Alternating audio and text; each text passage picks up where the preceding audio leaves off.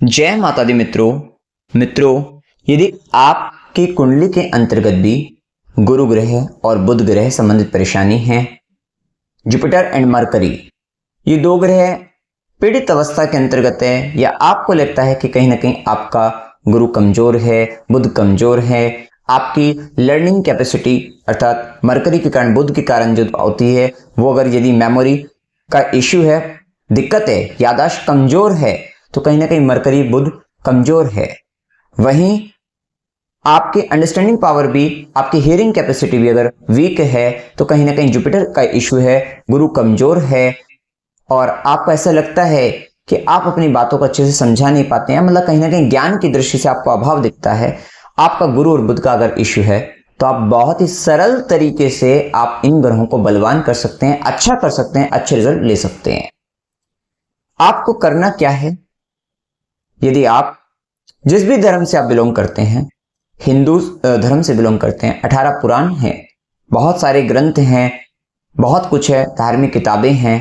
आप किसी भी एक ग्रंथ को ले लीजिए, आप किसी भी एक पुराण को ले लीजिए, भगवत गीता को ले लीजिए, या 18 पुराण में से आप कोई भी पुराण, चाहे शिव पुराण हो, चाहे विष्णु पुराण हो, नारद पुराण हो, कोई भी पुराण आप एक पुराण ले लीजिए या भगवत गीता ले लीजिए। प्रतिदिन चाहे सुबह के समय करिए, चाहे रात्रि के समय भी, जब आप अपनी जॉब से आ जाते हैं, आप बिल्कुल फ्री हो जाते हैं, शांति के स्तर पर, शांत अवस्था के अंतर्गत आ जाते हैं, जब आपको लगे अब बिल्कुल मेरे लिए शांति का समय है। क्योंकि देखिए, वैसे तो शास्त्रों में वर्णन है कि जो शास्त्र पढ़ने का समय है वो आपका ब्रह्म मुहूर्त से लेकर आपका 7-8 बजे तक आप कर सकते हैं। मतलब सूर्योदय से पहले जो 1-1.5 घंटे का समय बहुत अच्छा माना जाता है, उठकर तब करें, या फिर आप सुबह 7-8-9 बजे तक आप कर लीजिए, बहुत अच्छा समय है सूर्य, मतलब सुबह का समय।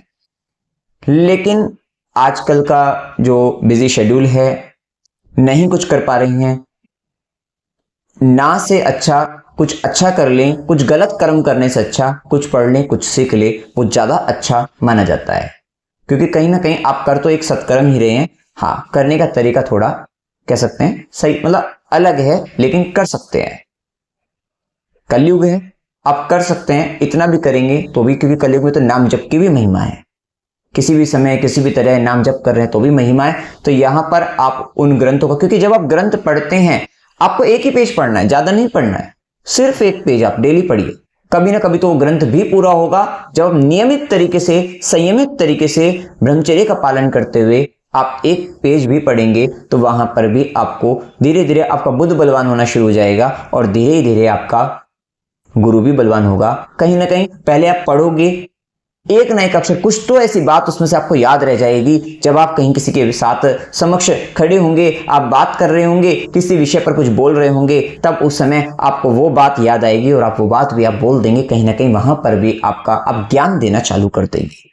कहीं ना कहीं जब आप ज्ञान दे रहे हैं, उसको बता रहे हैं, समझा रहे हैं, तो कहीं ना कहीं गुरु का असर भी आपको दिख रहा है। वो याद रहा तो बुध बलवान, और उसको बता दिया तो गुरु बलवान। वो ही स्थिति आपको देखने को धीरे धीरे मिल जाएगी, और कहीं ना कहीं आप अपने स्वयं के धर्म के बारे में भी जानना शुरू कर देंगे। तो दोनों ही दृष्टि से देखा जाए तो आपका फायदा ही फायदा होगा।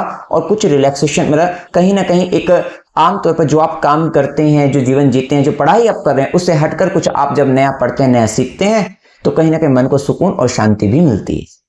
तो आप ये उपाय करिएगा। ये उपाय करने से आप देखिएगा आपका कहीं ना कहीं आपका जो गुरु और बुध बलवान होगा, ज्ञान की चमक अलग ही चेहरे पर आपका तेज देखने को आपको मिलना शुरू हो जाएगा। वाणी में एक ऊर्जा, उत्साह, उमंग अलग ही देखने को आपको मिलेगी। तो मित्रों, जानकारी अगर आपको अच्छी लगी, वीडियो को लाइक कीजिएगा, शेयर कीजिएगा और चैनल को सब्सक्राइब कीजिएगा।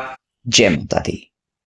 सर्व औषधि स्टोर लेकर आए हैं अब हर जरूरतमंद के लिए दवा, वो भी जन औषधि की दर पर।